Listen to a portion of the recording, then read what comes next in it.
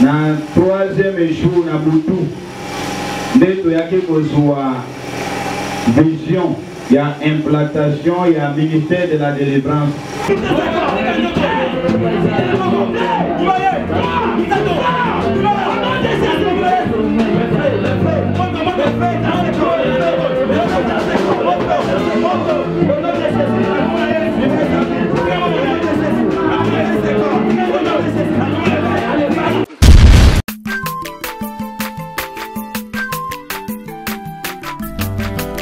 Mwana moto te po akosangai abongwani pete po awangana Nzambe ya le Nazarien, le Nazarien, le Nazarien.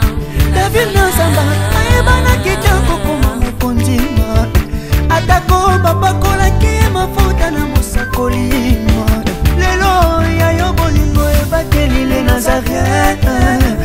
Pamboli oye mona na katempeni mama kantelobi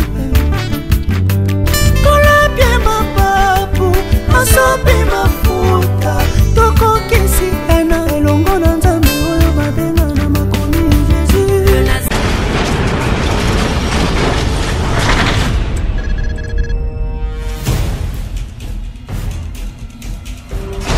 Du nouveau en Europe, du nouveau à Kinshasa, Yasika Eye, Maison Nazareta. Toleisa mabota na biso pe bandeko na biso na Kinshasa, na mbongo mukie. L'histoire de Nazareta n'est pas si compliquée. Opesi mbongo na yo, kobanda na talo ya $10, $15, pe $20 ya pamba à partir ya Europe.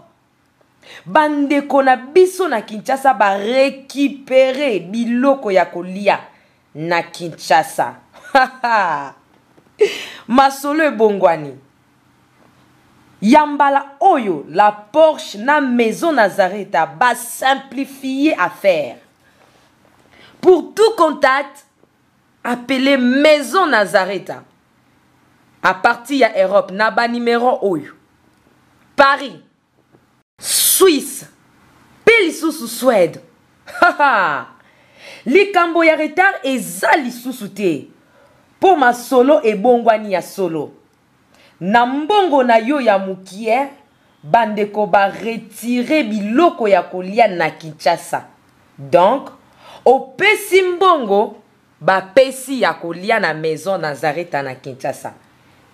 Nango tolobi, bienvenue à tous.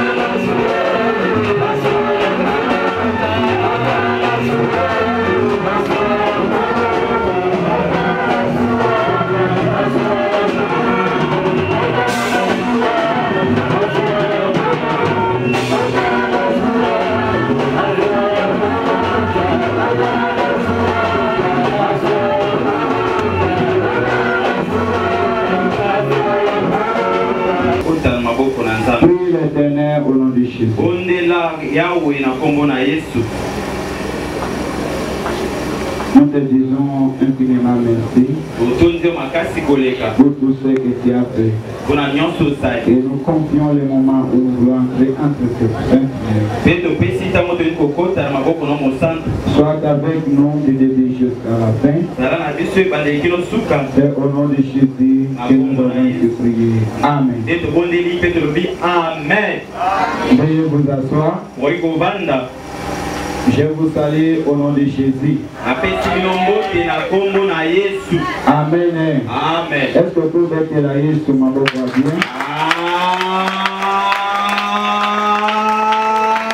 Amen. Merci. Aujourd'hui, c'est une grande jour de joie. Nous allons vraiment célébrer pour la gloire de la Seigneur.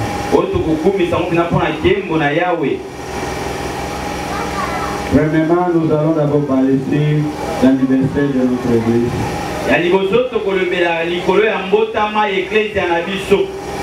Église Oyo, ministère de la délivrance. Ecclesia Oyo, l'automne et Bokangolami. Ministère de la délivrance. Oyo le loto sangani awa pour la fêter 4e année, tout 4e anniversaire na mboka Oyo ya Kinshasa. Ministère Oyo tozwa ki vision na zwaka recommandation ya implantation na mboka Yaoundé. Wana nazalaka na retraite ya 5 jours sec. Na tozalaka assemblée na bien-aimé na biso moko nazali pe informé ya komi pasteur kombo na ye ezalaki frère Omba Tchik. Tokote retraite na ye ya 5 jours. Na 3e jour na butu nde toyaki kozwa vision ya implantation ya ministère de la délivrance. Soki tobandaki tokotaki retraite wana tokotaki kosenga Nzambe a revêtir biso na option pour na koservir kati na solo. Pourquoi? Parce que na moi parcours ya mission ou na salaki na RDC, na Congo populaire, na République centrafricaine, pe le Congo, na Yaoundé, toyaki ko découvrir que bateau, bapeuple na Nzambe bazana posa kosambela, mais basali pona kosunga bango malamu bazali te. Tokutaki ba oyo Nzambe atomboli ministère komi objet commercial. Pour au monde prophète et pour que c'est au bout de droit consultation. Le prophétie aux hommes à question mais ma moto na bon moyen de côté et va être désorienté vie éternelle pour la matériel. Alors tu vas être comment que même prédication va être orientée pour la vie éternelle et puis ça passe dans mon thème après avoir consolé la macambona ndeko. Surtout dans le comportement de serviteur de la République centrafricaine, alors on a une décision que tout le monde a retraite que c'est la puissance que vous n'êtes pas dans Zambé. Que vous n'êtes pas dans Zambé. Parce que vous avez déplacé pour vous dire que vous avez ceci comme vous. Amen. Ok, je vous ai mécanicien. Quand vous n'êtes pas dans Zambé, Nzambe akopesa biso recommandation ya ko implanter ministère de la délivrance. Oyo ministère de la délivrance ezalaki na vision ya ko restaurer vraie vérité ou encore évangile oyo ezalaki tordu pona ko ramener bato na kokangwama ya solo. Il y a beaucoup de personnes tango bayokaka kombo délivrance bazomona kaka délivrance obondeli na motu akwe probe. Quand vous avez un milimo, ma bête peut prophétiser. Or, la Bible nous dit que vous voyez Babosolo, Peposolo et Kokango Labino. Alléluia. Vraie délivrance, c'est ça que Kokango la montonase à Boloko, à Santana, Bola Kisaïn, Zera, à Bomo, à Lobiko. Or, tout le baki, Pena, le Bakayango, toujours dans le ministère, quand il y a une prédication que vraie délivrance est en l'Ilobananzam. N'appelle ça qu'exemple, mon typique. okoki ko prier na moto azana esprit ya mari ou ya femme de nuit. Tango moto ana esprit ya mari ou ya libanda bozo sa makelele makasi. Moto aza protocole ya tima na porte, aza protocole ya luka place ya femme.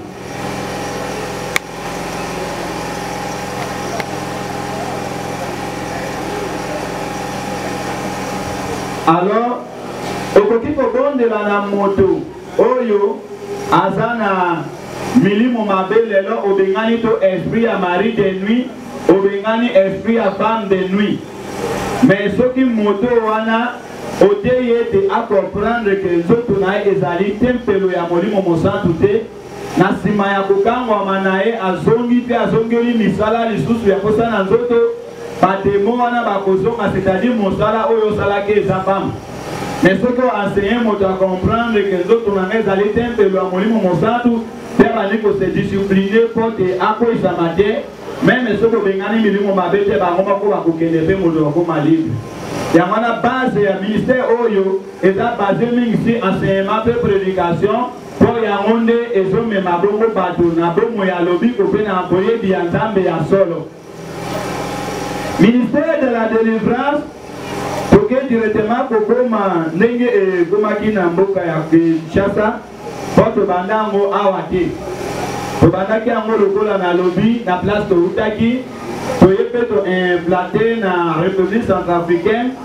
Moto to travaille qui n'est makasi na kati ya implantation là, je crois ezali apôtre Espérant Mopassa azalaki na biso amenamoni ya bini muke peut-être.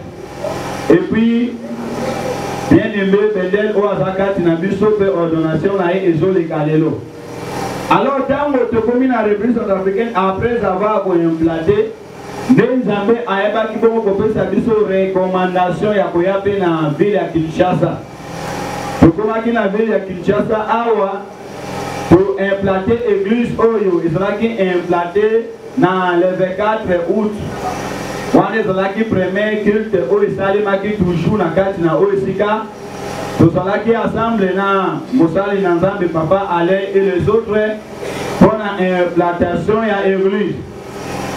Église ezalaki implanté awa sur recommandation ya Nzambe. Tobondelaki ntango tokomi Kinshasa tobondeli Nzambe totia église na commune ni nde Nzambe akoyebisa biso na Masina Petro Congo, parce que ntango na bande koya pension na nge ezalaki koimplanté na Bandal po sele commune oyo nayeba yango na mutu makasi ezalaki Bandal. Mpe bato ebele bayesenga soki otie église na Bandal okozwa bato ebele parce que nayebi na connaissance ya bato kuna. Nde Nzambe alobaki totie église na Masina Petro Congo. Nga nakomaka Kinshasa na mois de mars kobondela koreuni mpe bamaterio ya implantation. Nde Nzambe akoyeba kopesa biso lopango oyo ezalaki na le 4 août. Nzambe apesi biso lopango tosali clôture et puis sensibilisation ekomi le 24 août nde toyebaki bongo kobanda église oyo ya ministère de la délivrance kati na oyo esika. Ministère de la délivrance comme nalobaki na début représentant légal ezanga mais ezali vision oyo ezali international pe vaste. Tango tosufri koimplanté na bamboka Centrafrique et puis les autres kokoma awa Nzambe akopesa biso grâce ya koyebana na pasteur moko na Burkina Faso précisément na Ouagadougou nake kovisite 2-3 fois pe tokomaki ba ami intime nakanisi ba ancien membre bayebaki pe pasteur wana belaki makasi nazalaki awa nakete kokoma kuna aye kokufa avant kufa akonfie vision na ye oyo ezalaki vision de la restauration, ministère de la restauration aye kokonfie yango na biso alobi ete nazwa vision oyo ye aimplantaki to indexe yango na vision oyo toza nango. A partir ya mokolo wana nde ministère de la délivrance ekotaki na Burkina Faso précisément na capitale na Ouagadougou pe les 3 églises etilelo eza devant ezofonctionner.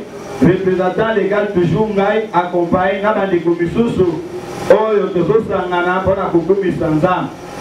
Objectif toza nango pour le moment toujours se préparer mpona kokende koimplanter lisusu ministère de la délivrance na nde mboka oyo ezali bongo dans des républiques où ils allaient objectif na biso toujours viser en avant fin de l'année ou encore la première trimestre de l'année prochaine. Ils allaient na Congo Brazzaville précisément na Pointe-Noire et si kawa déjà le banc et pesa meli biso pe na Angola précisément na Luanda pe le banc et pesa mi déjà toujours prier Nzambe apesa makoki pe autorisation pour na koyeba bongo kokende ko implanter ministère de la délivrance. Natanga biso to implanter église awa to zwaki croissance makasi Nzambe apesa ki biso place oyo facilement pe mosala na Nzambe tambola ki malamu mi. Alors na kotambola ya mosala na Nzambe oyo tambola ki malamu lokola mosala na Nzambe ezalaka bitumba te mwa bitumba pe emonanaki balebele na basali oyo bayaki kotravaille na biso ensemble ba détournement tout consort ba combat elekaki jusqu'à église ekendaki na point net elekaki kufa tango nazalaki na voyage nazalaki plus de 7 mois mais Nzambe asungi église ezali toujours restaurée pe na basali grâce arrivé à papa ale emeli pe un plus pour de mosala oyo ekende liboso. Ministère de la délivrance doit baser réellement sur la parole de Dieu. En dehors ya liloba na Nzambe to utilizaka makambo mususu te. Alléluia. Awa wezate que ce bangi ba délivrer ba koyo biso ya kana Mungu amela mai to kotongola to pele kamo mususu te. Tozondima ke délivrance pe kokangwa malobi po ezaka kana kombo na Yesu na nzela mabondeli. Yamana moni bato bele parfois babayaka biso balobi bino à tout moment ba jeune ba prière pe kopé makate parce que biso toyebi ke en bas prière lelo mosusu to pe lobi ko mosusu pe ko ya libanda na lusambo na kombo na Yesu Kristo. Na ministère de la délivrance to confesser que Yesu Kristo azali Nzambe pe azali Nzambe solo.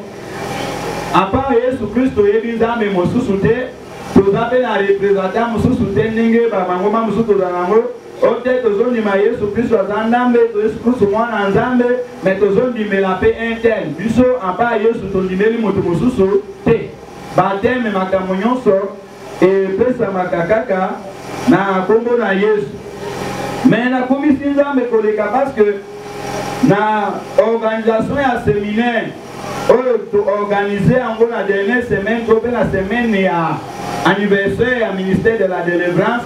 Nanda fait comprendre nga lisusu moi makambo ebele na 5 jours ya séminaire oyo na yebi position ya bato ebele pe position ba membre na yebi pe comment tokoki kokamba lisusu ministère oyo na sima ya anniversaire oyo pe na yebi ke mosala na Nzambe kokende liboso makasi mais prier na biso ezake baeba surtout baza na volonté vision oyo ekende liboso pe basoutenir yango ya solo Nzambe apambola bango na kombo na Yesu Kristo. Amen. Amen. Na mosala oyo tosalaki bato ebele bakontribuaki mpona avancement nango et surtout ndeko moko topedaki ye abundaki makasi mais Nzambe asepelaki ye te azwa ye avant le mpo akende mopema ezali mama Élise Etonga azalaka moko ya bakombatati oyo abundaki makasi mpona implantation ya église oyo azalaka mwasi ya diacre Bovik puis mosala salaki vraiment ememaki implici jusqu'à lelo ministère de la délivrance ezalaka reconnaissant mpona bolamu mpe effort mama wana asalaki mpona koyeba bongo koavance yango wana mwa moke oyo tolingi koloba si vision oyo yango wana tokokanga miso kobondela koconfie vision oyo na boko na Nzambe 5e année oyo tozokende kototalize Nzambe asunga ministère oyo ekende liboso eshiti esalema lisusu te au contraire croissance pe effectif ebakisama Nzambe a orienté biso selon volonté na ye totomboli mongongo tobondeli na kombo na Yesu Kristo. L'Éternel oza Nzambe malamu Nzambe moko te lokolo azalaka azali te akozala yo nde osepelaki vision oyo ekoma na mboka ya Kinshasa pe etiama na Masina Petro Congo yango wana tokonfie continuité ya vision oyo kati na maboko na yo mabongisi nyonso ya monguna Satana mpona kokombatre avancement pe réussite ya vision oyo otetui ezala sans effet na kombo na Yesu Kristo de Nazareth Yahweh sunga biso na ba ane oyo tikali liboso mosala oyo e babongo tokende liboso tina suka po ete yo oza nzambe malamu pe otikali nzambe libya na libela na kombo na Yesu nde tobondeli bongo. Amen. Amen. Amen. Amen. Ok, wana ezalaki présentation ya vision soki topusaki pe toaccéléraki batravaux. Pourquoi? Parce que tolobaki ke lelo eza clôture ya séminaire na biso pe toza na makambo ebele oyo tokoyeba bongo kosala yango. Alors sikoyo na journée ya lelo ndenge nalobaki en dehors ya anniversaire ya église tokozala pe na ordination. Tozoordonne mosali na nzambe moko na kati na mosala na nzambe kobondela mpo na ye po te nzambe ayeba bongo kosunga ye pe mosala wana eyeba bongo kokende liboso. Bien-aimé, ndenge nalobaki na mateya nzambe azoyebisa Jérémie la nanga malamu. Nanga azoyebisa Jérémie alobi avant yo obotama ngai naponaki yo nayebaki yo pe naponi yo ke okozala mosali na ngai. Alléluia. C'est-à-dire pour te moto asalela nzambe ya solo eza problème ya prédestination ekoki oponama na nzambe. Soki yo oponami na nzambe te ekozala difficile ke oyo babongo kosalela nzambe kati na solo. Elo ntango yo oponami na nzambe pe okoti na kati na mosala na nzambe, nzambe aza nzambe ya ordre mais non pas nzambe ya désordre. C'est-à-dire nzambe akoplace bato devant yo po te bato wana bayeba bongo kooriente yo na kati na makambo na ye po toyeba bongo kosala malamu. Mais moto abengaka bato na kati na mosala eza nzambe moko parce que Yesu alobi ke moko te akoki koya epai na nga soki abengami na papa te. C'est-à-dire nzambe nde akobenga me soki nzambe abengi yo akokanalize epai moto moko mpo moto wana amema yo na destination to mpe na destine na yo oyo nzambe alengelaki mpo na yo. Yango tokotala moto lokola Samuel nzambe aponi ye nzambe abengi ye me il a fallu azala se ya makolo Eli mpo ayekola makambo ya sacerdoce mpe ayeba bongo koyeba yango malamu. Nzambe akokutana na Saulo oyo akomaki Paul me nzambe akooriente epai ya ndeko moko mpo ndeko wana amema ye na kati na lisanga mpe ayeba bongo koservi nzambe malamu. C'est-à-dire soki nzambe abengi moto mpe moto wana azona encadre spirituel te akosalela mpe nzambe malamu te. Est-ce que ozolanda malamu? Yango ntango okuta mosali na nzambe azanga papa molimo il faut okeba na ye parce que beaucoup de serviteurs lelo dineme akotani na kati na makambo na nzambe me azana papa molimo te. Bato misusu ozomona bazobenga bango na bakarte bapaster baévangéliste baprofete banani soki otuni ye moto atandela ye maboko po akopesa ye ministère wana aza te. Ye moko amibengama akoli kaka ndenge wana et ce sont des gens là bato wana nde bazosala désordre trouble mobulu na kati ya ministère. Pourquoi? Parce que azala papa molimo te moto akoencadre ye aza te ateyama mpe mpo na mosala wana te akoma mosala ya nzambe na miso makasi. Mosala nzambe ekeseni na mosala mokili yolo bakekele te na bazotambusa mutu kaka na miso makasi nde nayekoli code de la route na nsima te mosala nzambe eza bongo te. Yango na kati na makambo na nzambe tolobaka il faut ozala forme po soki oza forme te okozala déforme et si tu es déforme bato nyonso yo okuta devant yo mpe okodeforme bango bakozwa meme modele oyo ya yo parce que Paul aloba soyez mes imitateurs comme je le suis en Christ. Nzambe akoki kosala lelo ke abengi yo à travers ministère na ngai me nzambe akomisi yo grand koleka ngai bravo. Eza mabe te ke mwana akoma monene koleka papa mais il faut mwana reconnaître que papa azali boni papa na molimo azaka nani te nga azala papa molimo te twabandaka na se ya makolo ya inter tobebana na ye ndenga mpe nazwa vision kokende babandaka église kati ya kobebana te. So bandi église kati obebana yo po kotambola ko obebana te okende kobebana bien que okufa na kati obebana. Yango moni ngati lelo ndi nazalaka boye mon père spirituel est vivant ayaka pe awa bato bamona ye tozalaka ne bien tosolaka si j'ai des problèmes na bengi ye pe tosololaka na ye. Pourquoi? Parce que nazo reconnaître que nzambe abenganga à travers ye na nzela na ye mpe nazokosala ye malamu. Alors ndeko oyo tozo prier ne lelo azali moko ya bandeko oyo nzambe akonfia ngai pote naye babongo koveye si ame na bango mpona vie éternelle. Azala déjà consacré. Pourquoi? Parce que bien aimé, quand on parle de consacration, c'est-à-dire prendre une chose pote okotisa yango na kati ya domaine mosusu.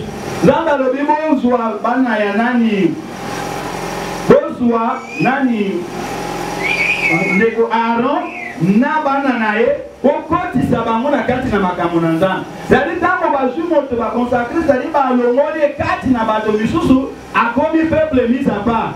Autant aussi aye bazwi na état brite bakomi si comme peuple mis à part, azana besoin apprendre nini ndezali sacrificatif.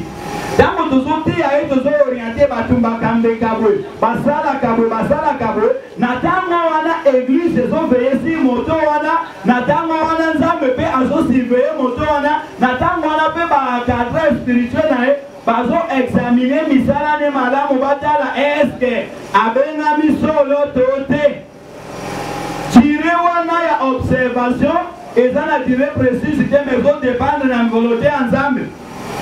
Et à un moment, des autres côtés na église, pourquoi? Si tu es dans l'église, nous sommes dans l'église de réveil, nous sommes dans Boko, Bangoné va même trouble na kati ya makamwanza. De quoi yebika koyemba malamu, babani kobenge évangéliste.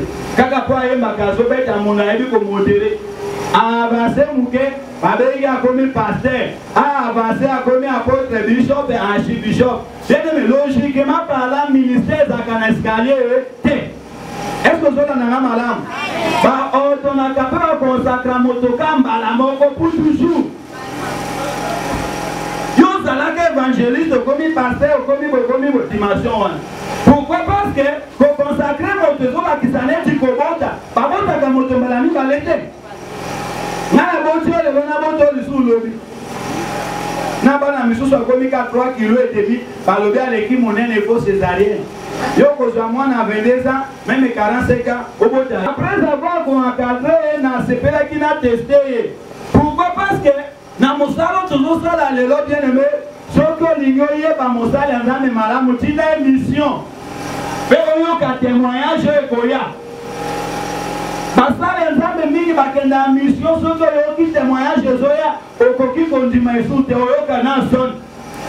Na salle les recommandations. Na dixième mission accueillir Centrafrique. Abana d'abord na Zongo, n'est-ce pas? Abani na Zongo, Centrafrique, accueillir Cameroun.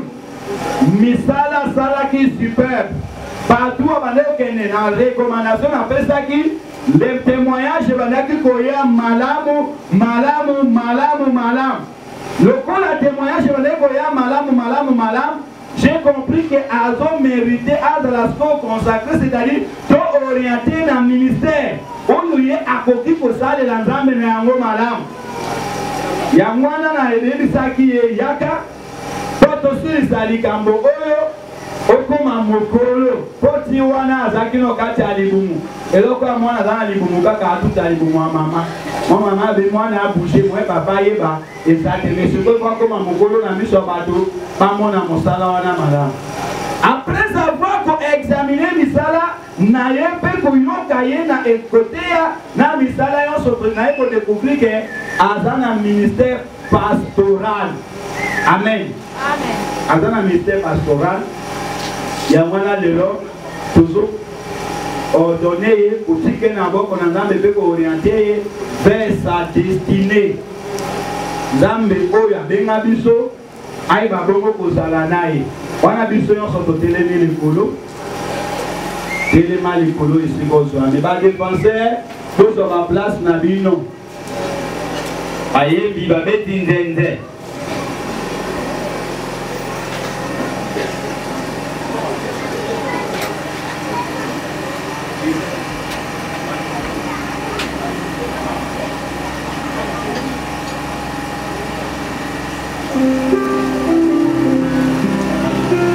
kanga miso bien-aimé tolingi tosengi na basali ya nzambe nyonso po baza consacré baleka awa po toyeba koprie na ntina ya ndeko bien-aimé bendele yaka liboso Tobondeli Yesu Kristo maboko makasi.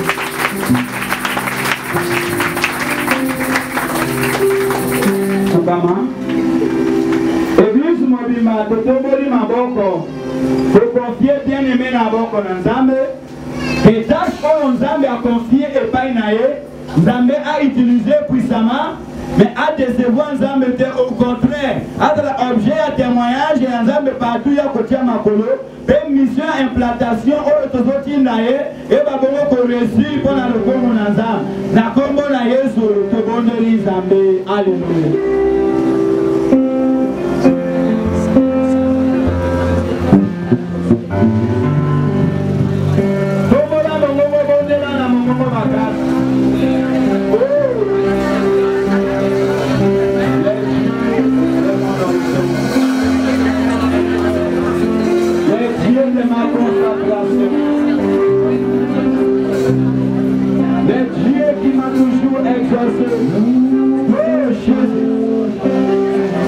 Alléluia. Continuez comme on est là. Voilà docteur marié. Après le bongo, faut confier. Oui, à bien de mes gars d'abord qu'on a ça. Ma péché, ma erreur, non, soit ça la qui garde la ministère. Ça va aller vous savez. Mais ça va pas si c'est la vie à Sika. On a dit le monde de l'île à docteur marié.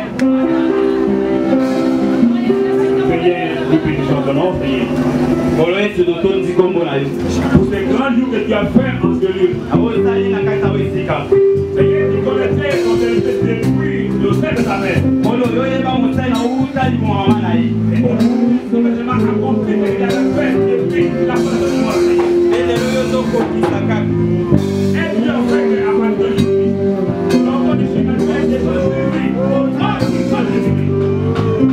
Il soit une canal et que tu vas être puissamment dans les temps de Jésus. Seigneur, le ministère est long. Alors que le ministère va venir dans les avec le pain. Après qu'il va suivre de toutes les montagnes, il va faire de l'essayer. Il va s'aider, il va charger, il a le goût de ta mission qui t'a fait le nom du Saint Jésus. Je me laisse dire que je ne pouvais pas le essayer. Je ne vais pas l'échec à la porte de l'essayer. Je ne vais pas l'essayer. Et je l'échec à lui. Il va se prendre de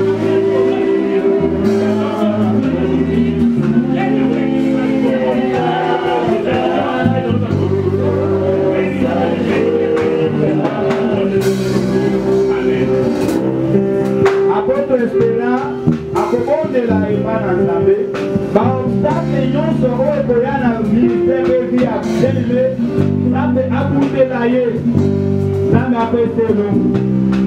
Alomba na nyonso, aeshue basasi moko apeleka ozala te.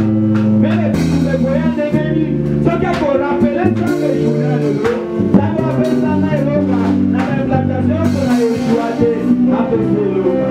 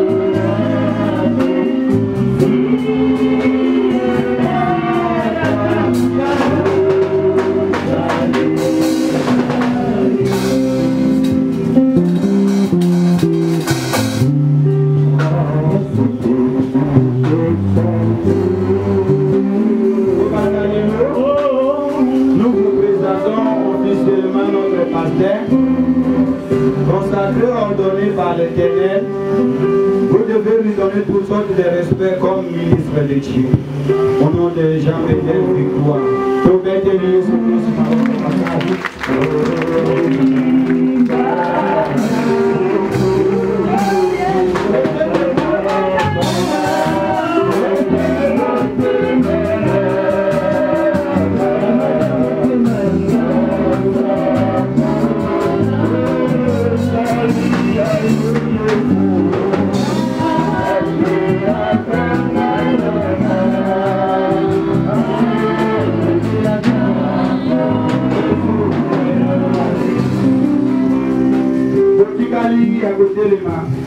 Nous allons lire la parole de Dieu dans le livre de Luc, chapitre 4, 18e verset. Luc 4, 18e verset. Une personne peut nous faire la lecture. Ce qui montre moi que la vie, parce qu'il m'a annoncé une bonne nouvelle au groupe.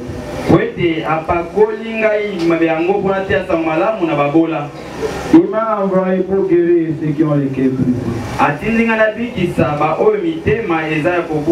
Père, parle encore cet après-midi pour la gloire de ton nom. Et au nom de Jésus, et nous avons prié. Amen. Amen. Veuillez vous asseoir. Applaudissez pour la gloire de Dieu.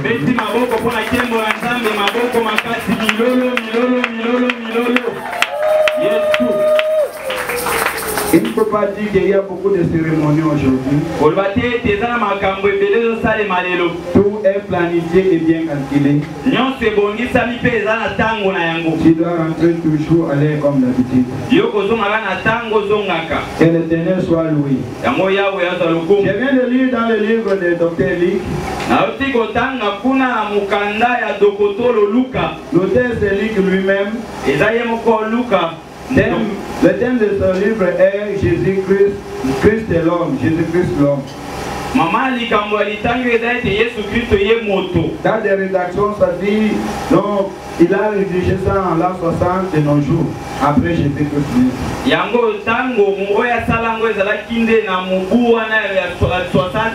Nous sommes dans notre séminaire qui a pour thème Elembo. Oh, que Dieu bénisse nos chantres, surtout nos bien-aimés. Ils ont bien chanté aujourd'hui. Ils ont chanté joyeux anniversaire. Ils ont chanté encore Elembo. Je vous aime bien. Applaudissez un peu la L'église pour les oh, c'est une bonne chose. Quand les affaires sont inspirées, ils font l'essentiel de surmonter les limites. Bien-aimé, Jésus-Christ a dit dans le livre de Luc, la Bible nous dit quand il est entré dans le temple, on lui a remis le rouleau de livre d'Isaïe. J'ai beaucoup parlé sur ce texte, mais je vais décortiquer encore autre chose. La Bible nous dit qu'il est entré dans le temple, on lui a donné le rouleau de livre d'Isaïe et on lui dit de prêcher. Il a ouvert là où c'est écrit. L'Esprit de l'Éternel est sur moi. Parce qu'il m'a oint. Je vais parler sur oint. Parce qu'il m'a oint pour annoncer et pour guérir. Il m'a oint. Je parle, notre thème est Elembo. Ou encore signe. Les sceaux de l'Éternel.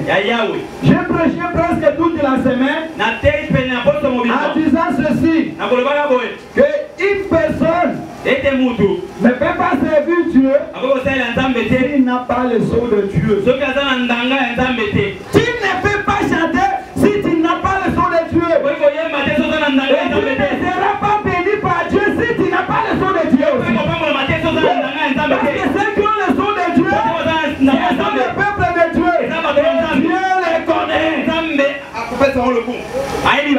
Alléluia. Et donc là, il y a 4 pâtirages, il y a plein de moutons. Alors, chacun mettra sa suie pour reconnaître ses brebis.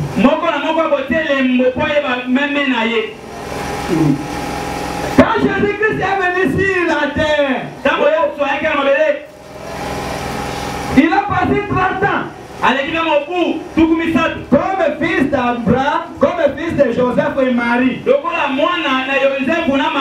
était reconnu comme un champatier, le fils du champatier. Mais quand il a pris l'engagement d'être baptisé par Jean, il est descendu dans l'eau.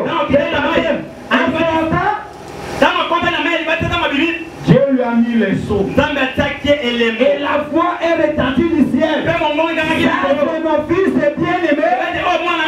J'ai mis toute ma confiance. Dieu ne pourrait pas lui confirmer avant de nous mettre les sceaux. Dieu lui a confirmé après la suie. Pour que Dieu puisse te confirmer, d'abord tu dois faire un pas vers l'éternel. Comment les choses se passent? Dieu t'appelle. Tu écoutes. Tu réponds à l'appel. Tu dis, mais voici. Envoie-moi. Avant de t'envoyer, il te met le signe. Parce que tu lui appartiens. Alléluia.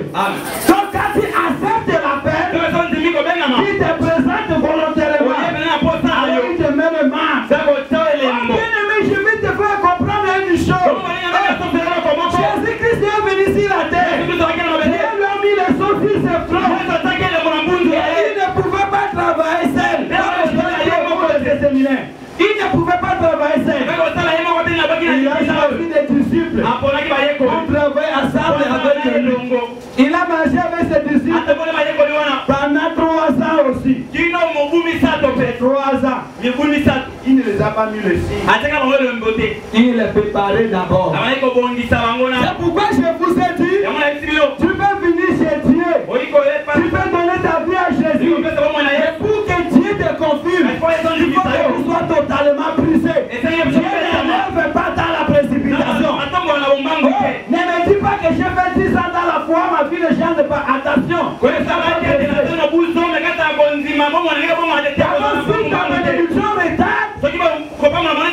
C'est-à-dire ta bénédiction sera si grande. Et l'homme permanent ne va pas s'accamer la précipitation. Il va préparer un mot malade. Alléluia. Amen. Alléluia. Est-ce que tu peux applaudir ton Dieu?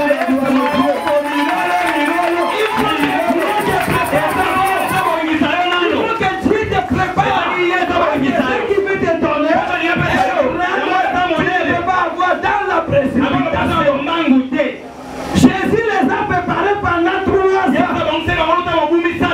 Il va leur dire, tout ce que je vous ai enseigné, vous allez comprendre quand le consolateur viendra. Quand il parlait en parabole, il ne pouvait pas comprendre. Bien-aimé, mais pas dire à madame, il faut mourir moi ça. Amen. Mais pas y est madame, il faut mourir moi ça. Peut-être qu'on peut dire que nous sommes dans 6 semaines, mais dans la 6 semaines, mon colonne est à 15 mois.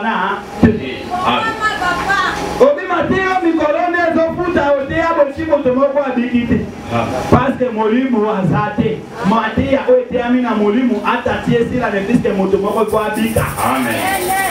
Le Saint-Esprit, Molimu Saint, il les a préparés pendant 3 ans. Il va leur dire, rentrez à Jérusalem,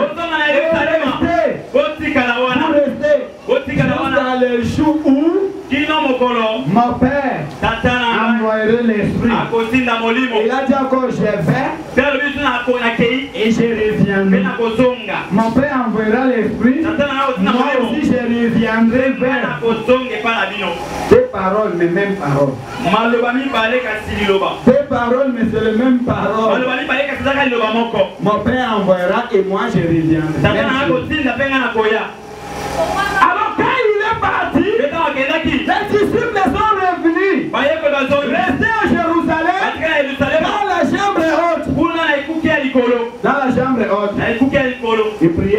attendez le jour pour que l'esprit vienne, pour qu'il puisse commencer le travail. Les jours passés, rien ne change. Rien ne change.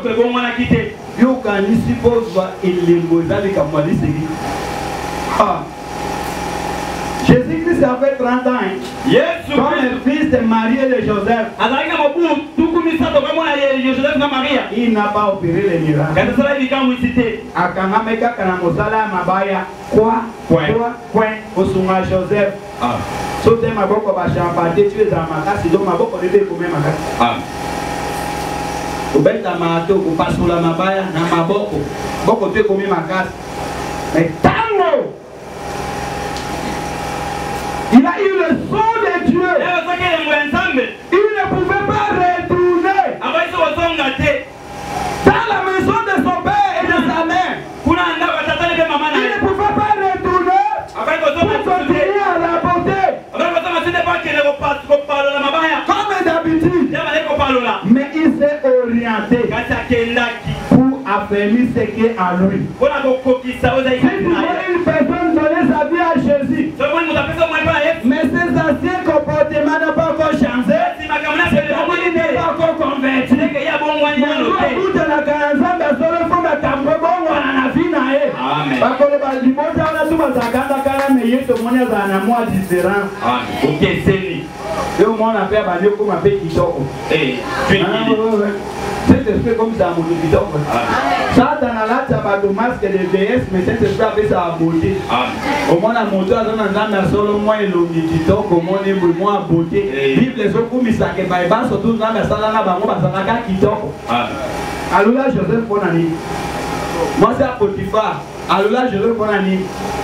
La Bible est sur le bâtiment, David a fait un bounana Goliath. Goliath est mon qui t'a aidé, mais Goliath a regretté pour la beauté. Avec moi, un garçon qui tombe au bâtiment des canards pour mes femmes. Beauté à David et Israël, Goliath a fait sur la précision pour azolu la carte beauté. Amen. Il y a aussi le qui m'a fait totalement malade. Amen. Sans mon papa.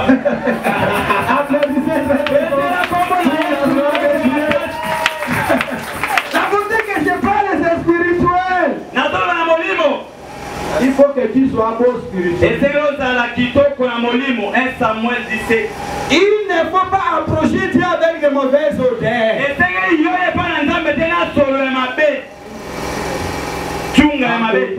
La beauté. Kitoko, tuikini. Tuikini. Amen. Amen. Oh bien-aimé. Quand Jésus-Christ a eu cette onction, il a monté sur la colline pendant 40 jours pour avoir l'orientation. Qu'est-ce qu'il faut faire? Bien-aimé, comme tu es là, Dieu t'a appelé. Je crois.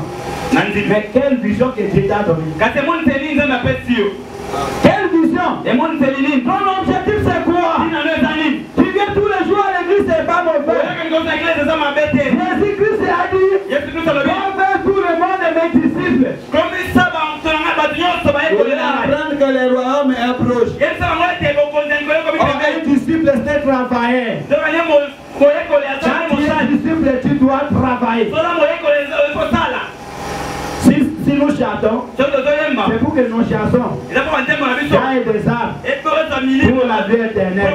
Même si je parlais l'église, je parlais l'église pour que les âmes soient gagnées pour la vie éternelle. Tout ce que l'homme fait dans l'œuvre de Dieu, c'est pour la vie éternelle. C'est pour sa vie et la vie des autres. Qui ne peut pas servir Dieu dans le désordre?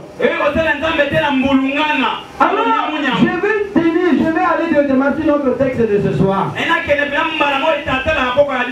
a commencé l'œuvre, il a opéré les miracles, des guérisons, ressuscité des morts. Les autres ne croyaient pas. Il est arrivé dans les temples. Dans les temples, les sacrificateurs lui disent, Démontre-nous alors que toi aussi tu es prophète. Montre là-bas, tu nous prêches. Et nous allons t'écouter. Il a ouvert là où c'était écrit son histoire. L'Esprit de l'Éternel est sur moi. Parce qu'il m'a oint. Molimo wana ekozala likolo ninde soki nzambe atielaki ye lekote mafuta yango bayebaki salanga elembo nzambe nanga nakoma elembo nzambe nanga. Mwasi wana azalaka bien inspiré. Mwasi na pemelaka malamu. Elle était bien inspirée. Apemelaka malamu. C'est qui c'est Micheline. Eza nani Micheline Chabani. Amen. Elle était bien inspirée. Ya pemelaka malamu. Salanga elembo nakoma elembo senzambe asalio elembo te yopo kokoma elembo te. Amen. Allez, pour que tu puisses marquer ta génération, Dieu fasse de toi une référence pour les autres. Mais tant que Nzambe a vacciné, option a été changer l'histoire de la famille n'a pas été. Amen. Logiquement, prophétiquement parlant, si nous sommes dans une famille païenne, c'est comme si vous tous vous êtes dans un trou. C'est comme si, dans le cola, vous êtes dans un trou. Il faut que l'un parmi vous, c'est pas pour sortir. Alléluia. Quand on suite de délivrance, c'est-à-dire bimi na libulu, mais au kobanda kobimisa, bande kono moko. Comme j'avais prêché le vendredi. C'est-à-dire à Simon Pierre dans l'île de 31. Le Satan t'a réclamé. Pour te cribler, mais je prié pour toi. Quand tu seras revenu, affermis tes frères. C'est-à-dire il faut que l'autre soit d'abord sauvé. Et après avoir été sauvé, il va aussi sauver les autres. Mais beaucoup de gens déçoivent Jésus et déçoivent leur propre famille. Il y a beaucoup de gens qui déçoivent Jésus et ils déçoivent aussi leur famille. Pourquoi je l'ai dit? Vous êtes dans une famille pleine de combats. Vous n'avez pas la paix. Mais Dieu t'a fait grâce. Il t'a appelé. Il t'enseigne la vérité. Avec un mangeant dans la vérité, tu sois sauvé. Et à travers toi, ta famille aussi soit sauvée. Mais toi, on est de Jésus t'a délivré. Tu viens à l'église. Mais tu entres dans les profondeurs de la distraction. Tu viens dans l'église. Mais tu ne crains pas Dieu. Tu joues à lui. Et tu ne fais pas l'effort de marcher dans la tête de l'Éternel. Et tu es là toujours pour rencontrer. Je serai grand. Je serai béni. Dieu me levera. Tu es en train de rêver. Je serai élevé. Je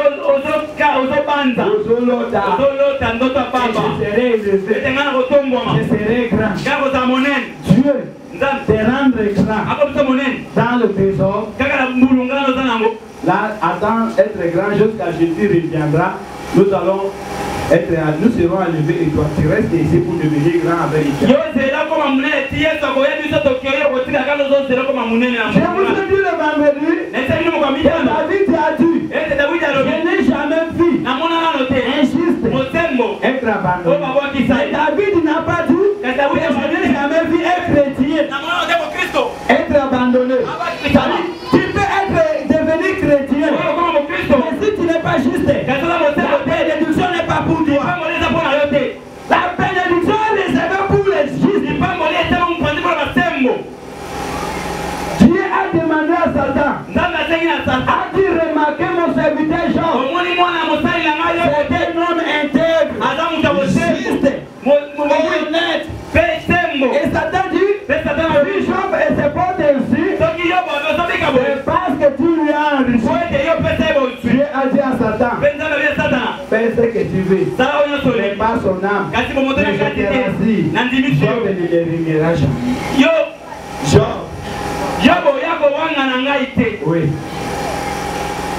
Est-ce que toi, tu es si à garder ta voix dans toute chose? Il m'a oint pour annoncer, pour guérir, être oint par Dieu. On ne peut pas oindre une personne qu'on ne connaît pas. Et tu ne peux pas oindre une affaire d'autrui. Mwana oyo mama ko bakele mafuta eza mwana mama ye moko asuboli. Amen. Est-ce que vous avez un Amen. Yesu alobi molimo na nzambe ezali kona nga pourquoi parce que nzambe apakeli nga mafuta.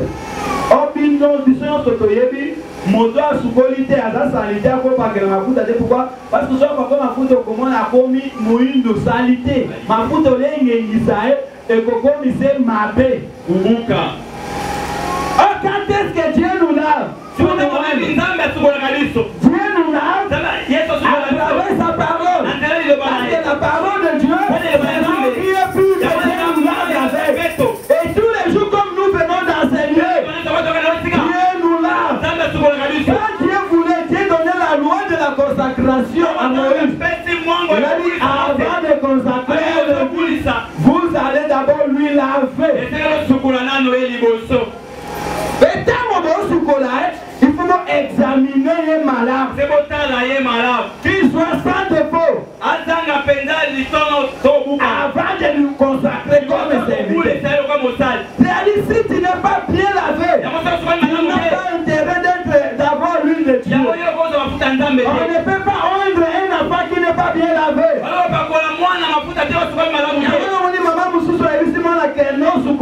Mwana ka sukoli ayeba lobi otelite songela lisusu tama kolono ndenge ezali pourquoi parce que mwana ndenge sukoli pese na pakele mafuta ekokate aza mabiata na makolo saliti mbindo et pourquoi depuis yo bano c'est la nzambe. Alléluia. Amen. Applaudissez pour la gloire. Il y a beaucoup de personnes qui prêchent. Ils n'ont pas l'huile. Et ils sont en train de forcer la nature. Quand on a passé à Bonde à Tégoté, à Mario Bonde, à Kitina Katiara, à Zotindi, Kamatoka, Makasi, Modoako, à Paquet, Mignon, Sofos, et Sileni Motonello. L'histoire, au senti pour Moto, Motoako, Kasiko, et Moka Télémé, à Pamoussi, Mabele, à Tekofana, le Koutawana, la boue des Ates pour Moto. Amen. Bon moto, si tu as l'huile de Dieu, en distance, tu pries, pour se lever tomber. Même pas dans l'église, même en dehors de l'église. L'action de Dieu n'a pas de limite. Si tu as l'onction de Dieu, tu ne forces pas la nature pour le faire. Tout devient facile. Si tu as l'onction de Dieu, tu ne forces pas la nature. Parler à l'âne.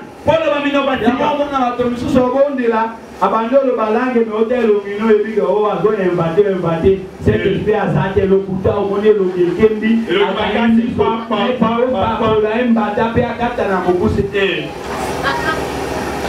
Nganzam, hôtel au milieu, aux Zambé, au Yémo.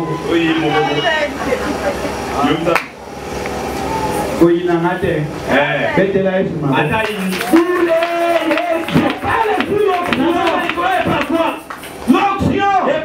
L'option de Dieu, c'est parce qu'il m'a envoyé pour annoncer la bonne nouvelle et pour guérir. Alléluia. Amen. Pour guérir. Annoncer la bonne nouvelle et pour guérir. Bien aimé, notre Dieu est capable de toutes choses. Et si tu ne crois pas à l'existence de Dieu, tout peut devenir difficile. Et tout peut se compliquer. Cherche d'abord le Saint-Esprit et tout sera facile. Alléluia. Amen. Je dis cherche d'abord le Saint-Esprit.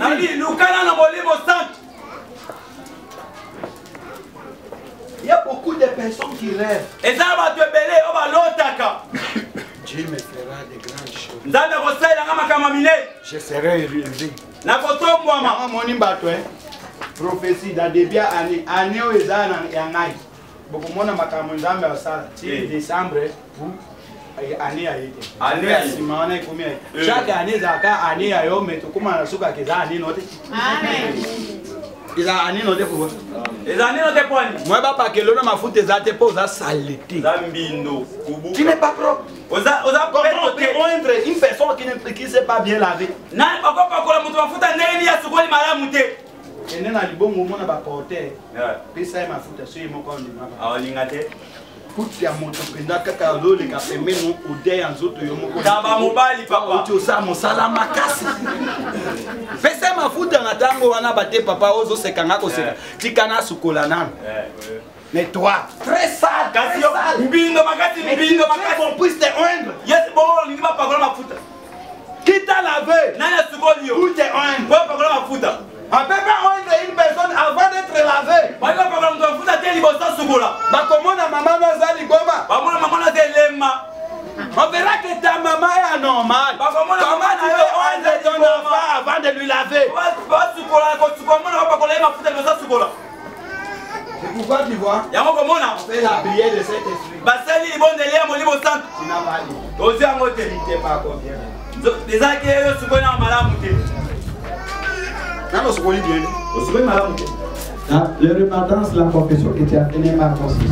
Kobomola motema koyambola oyo sali za malamu te. C'est pourquoi tu ne pouvais pas avoir l'huile sur ta tête. Esprit de l'Éternel est sur moi. Parce qu'il m'a oint pour guérir, pour ressusciter, pour sauver. Alors ceux qui ont l'option du Saint-Esprit ont le pouvoir de guérir. Jésus-Christ a dit voici le miracle qui a comparé ceux qui ont crié. Ceux qui ont crié, ceux qui ont accepté que Dieu puisse les laver. Et ça n'a pas nous sous l'animal, mais à ce moment-là, on a parti, nous sommes en autre, Baboya Simba. Le lemu, et soit maïté, papa. Non, comme on dit, le soir, on a qu'à élo. À quoi il l'a m'gol? Donc, on va partir même catholique qui a un bout. Nous autres, Mobimba, ils ont besoin de nous. Ah. Et on a déjà baptême par la main pour qu'il va baptême. Nana, ils ont le droit de baptême. Na passé. Parce que quand on a mon cas, on a ma somme pendant qu'il y a un moto, ils ont un problème. Ils ont un pire. Aux ambindo. Et les impies n'auront pas la vie éternelle. Bambindo, bambindo, baza bon à ses côtés. Alléluia. Amen. Oui, il n'a pas Oui, n'a pas fait. J'ai dit la vérité, c'est que je mens. Le docteur là, le docteur Marin là, et les hommes de Dieu sont là. Qui doit être pur. Pour recevoir quelque chose de la part de l'Éternel, même comme tu es là maintenant, après le bus, tu iras où? Quel est le rendez-vous que tu as au courant de cette semaine? Tout donnera gloire à Dieu. Mafuta. Toujours décharger auction. Tout de suite. Puissance sur le Saint-Esprit. Nous saisir bateau tout de suite. Il se manifestera puissamment. Dieu fera quelque chose tout de suite. Les malades seront guéris. Il y aura des solutions. Je veux que tu sois parmi ces gens. Alléluia. Amen. Yesu atali baye kolina eti aisi bango bino bozape tokasi basonte. Vous êtes pris mais pas tout le monde. Vous appelez tout mais bino nyon sauté. Alors, Nabongo, il a fallu faire quoi? Déplacer ceux qui étaient impies pour rester avec ceux qui sont pires et les transmettre l'auction. Et pas quoi? Il a fallu que Chita puisse et c'est là qui Yudasi a l'ongwana. Yamana nati akatoujo c'est une conférence à la salle na lobaka de ceux qui vous ont l'église effectif et ont chité Et ça, échec, il était beaucoup plus sensible. Ouais. Yesu abandonne le ministère dans combien? Personne qui dans combien? 112. Akéti a se retrouvé dans 12 et 11. Cette année. Mais 11 ans, basali multitude de l'objet de la fruit apostolat. Effectif de quoi il va dans les sous. Quand ça, il m'a donné l'effectif de la vraie culture. Dans le groupe, moi, vous avez des délais, vous avez des délais, vous avez des délais, beaucoup plus de parce que vous avez des purifiés. La purification, être lavé, être consacré, et confirmé comme un sacrificateur. Or, la Bible nous dit, Dieu a fait de nous tous des sacrificateurs du royaume. Nous sommes des sacrificateurs. Et Jésus-Christ est resté les souverains sacrificateurs. Or, pour être sacrificateur, tu dois être lavé et bien contrôlé. Ce n'est qu'un détail, un contrôle de la sacrificateur pour le paquet de bêtises. Pas tester, malam, tu vas consacrer. Moi, si tu es prêt à mon sacrificateur, ça t'a moi dit. Parle sur le plan spirituel, frère. Un sacrificateur doit avoir l'autorité. Et avoir la connaissance et la puissance. On peut bien purifier. C'est pourquoi tu es interdit d'avoir l'huile de Dieu.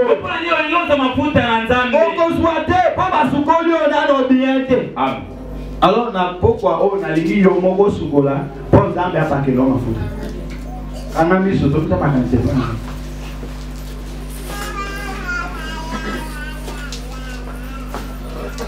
Examine vite ça. Talana bon moyen madame. Osala.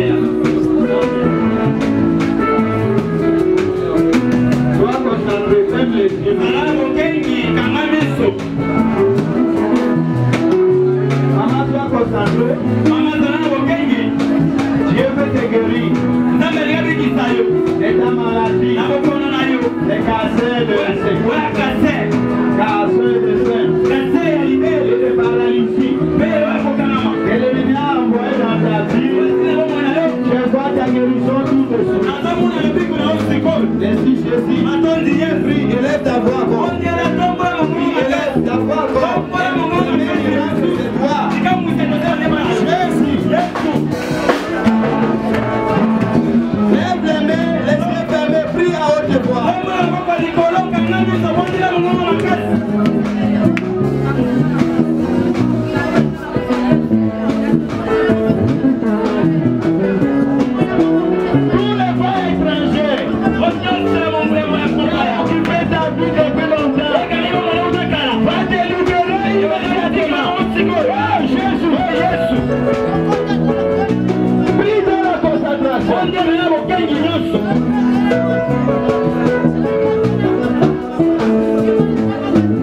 Continue à prier, élève ta voix. Fais l'essentiel. Et ta prière puisse dominer tes pensées.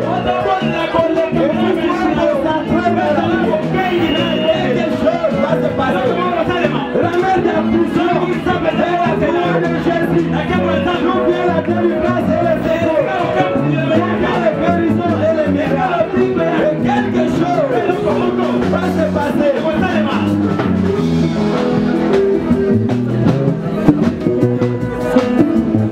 Je veux voir ta gloire, Seigneur. Je veux voir ta gloire, Seigneur. Je veux voir ta gloire, Seigneur. Je veux voir ta puissance. Ta puissance. Ta puissance. Ta puissance.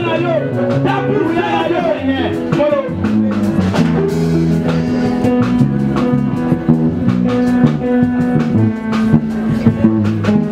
Que tous les pas étrangers occupé ta vie depuis longtemps et commencé à te quitter immédiatement. À te quitter immédiatement. Te quitter immédiatement. Te libérer. Au nom de Jésus. Te libérer. Au nom de Jésus. Te libérer. Au nom de Jésus. Te libérer au nom de Jésus. Te libérer au nom de Jésus. Élève ta voix, prie. Agis dans ma vie ce soir. Seigneur, agis dans ma vie ce soir. Agis dans ma vie ce soir. Seigneur, je vais te voir agir dans ce lieu. Seigneur, je vais te voir te manifester dans ce lieu. Je vais te voir guérir les malades et je vais te voir ressusciter. Je vais te voir sauver. Je vais te voir bénir. Je vais te voir Seigneur. Oh, puissant de Seigneur Jésus. Agis et manifeste-toi.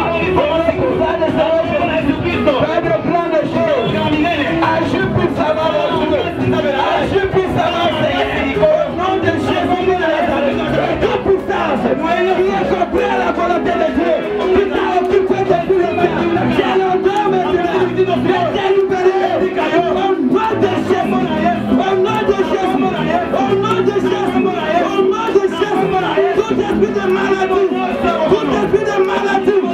J'ai l'ordre de te quitter. Au nom de Jésus. Tout esprit d'échec. J'ai l'ordre de te libérer. Au nom de Jésus. Tout puissant de la stérilité.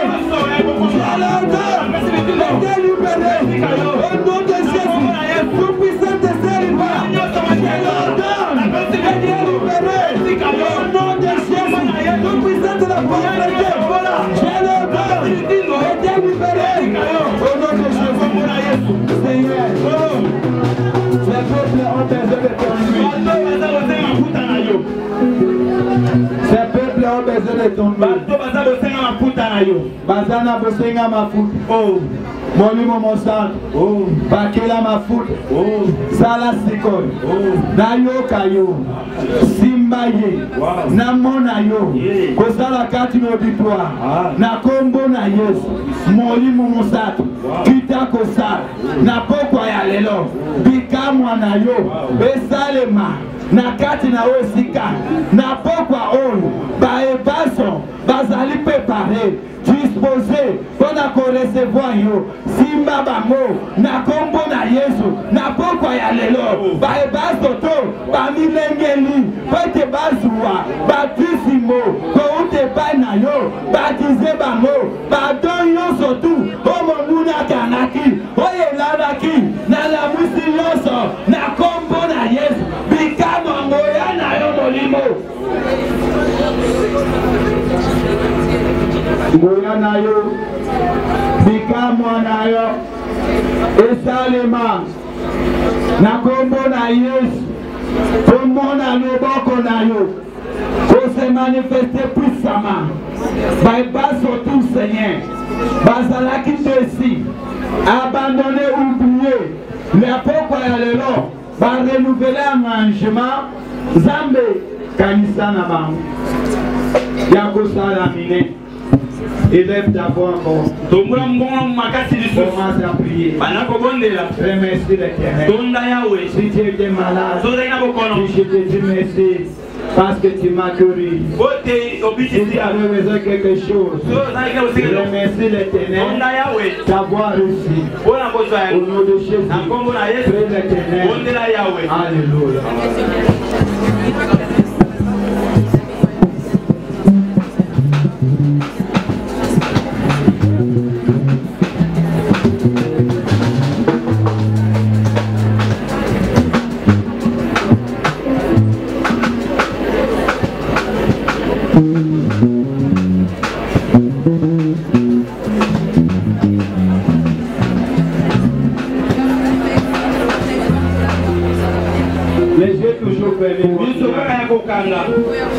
Si tu es sérieusement malade et tu crois que Dieu peut te guérir ce soir, avance ici. Je vais prier pour toi.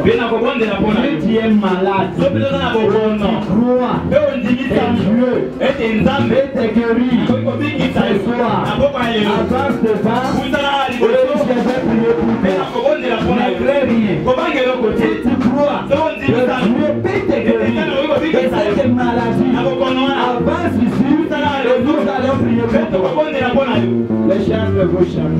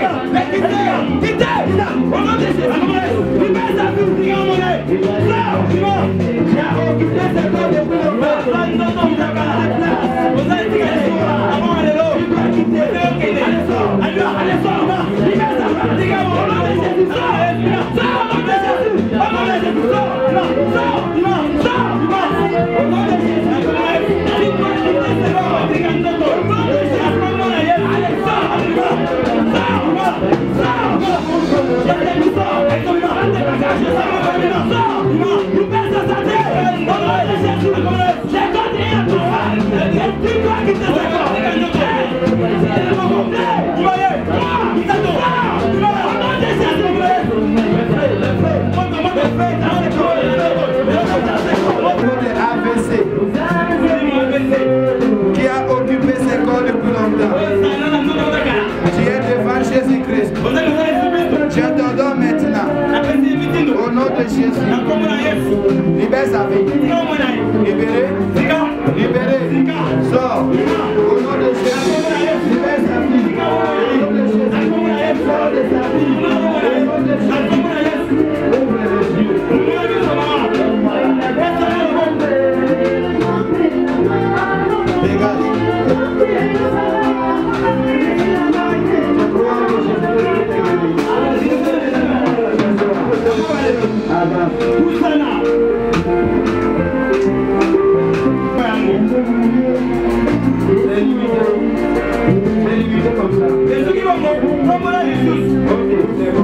malade. Fais ça le bon.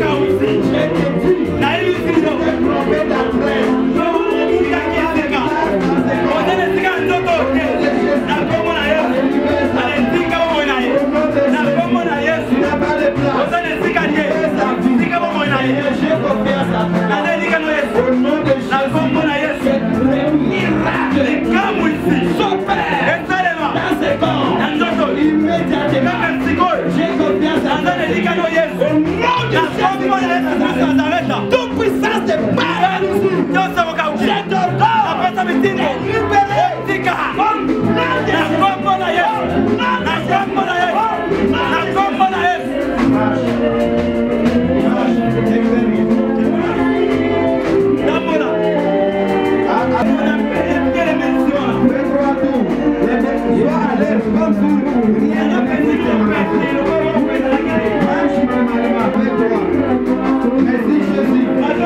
j'ai confiance en toi. Tu es qui est capable. Au nom de Jésus.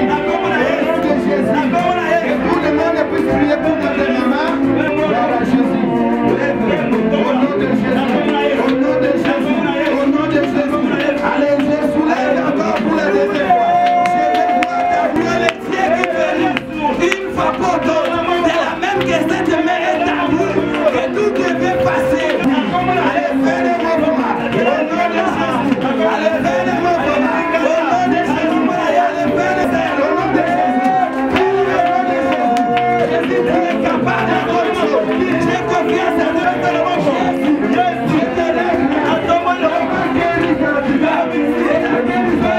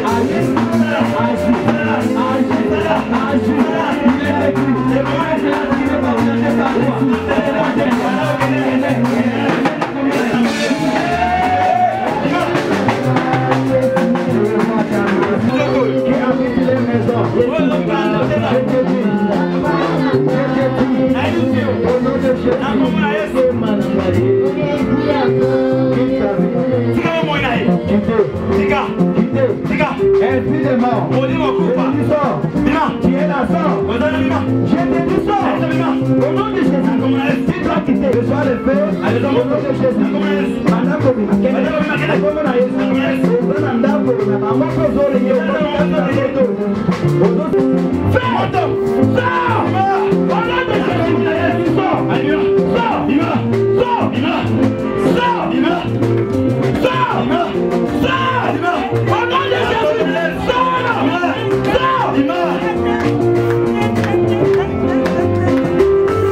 Je veux te voir des manifestations. Je veux te voir des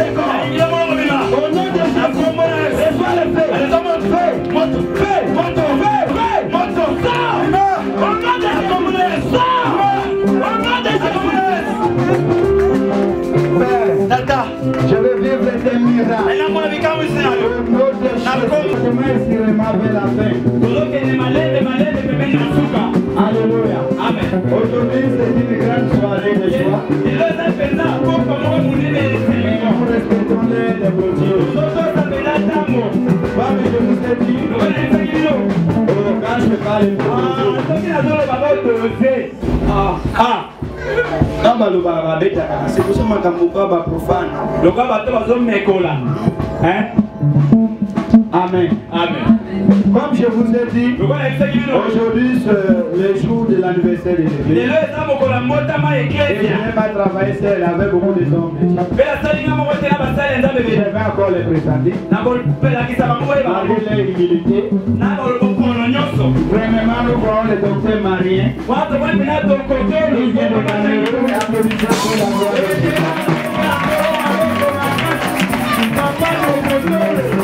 L'apôtre Espérant Mpassayo, le malin qui est parmi nous. Nous allons applaudir pour la gloire de Dieu. Nous voyons aussi l'évangéliste Pierre. Aujourd'hui, Pasteur Benet, il va consacrer l'église. Alléluia.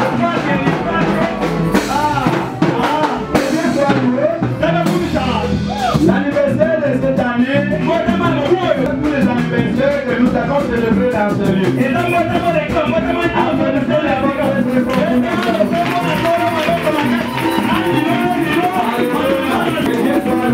Nous sommes assistés par les visiteurs, malheureusement ils sont arrivés un peu en retard pour le premier embouteillage de Kinshasa. Ils n'ont pas chanté. Ils n'ont pas chanté. Mais ils viendront prêcher. Avec tous les chants de tous les chants. Voilà. Et tu as fait grâce. Et je puisse les revoir. Ma grande sœur aussi. Amen. Amen. Après 6 heures, il y a eu une fille, elle s'appelle Lucie, elle n'est pas avec nous. Et après, c'est moi. Et notre fils aussi, il s'appelle Salomo. Alléluia. Je suis dans le papa, il est bien pour le problème de santé. Oui. Ça, c'est son. Mais oh là, je dois en avoir dans mon côté. Que Dieu vous bénisse. Il y a plein de fils et des serviteurs qui sont là.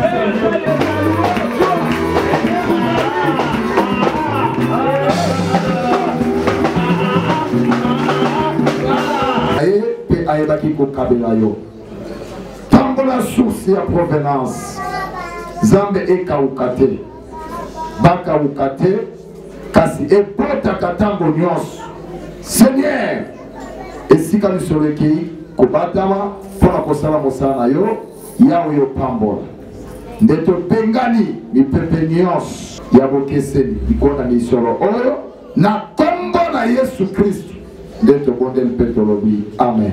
Amen. Amen. Amen. Et je vous présente aussi l'équipe des Nazaréens, notre chaîne de télévision qui nous a apporté beaucoup de bénédictions. Les journalistes et les caméras est là. Que Dieu bénisse les Nazaréens et tous les auditeurs de la Nazareth. Applaudissez pour la gloire de Dieu. Entrez dans la paix du Seigneur. Que l'Éternel vous bénisse.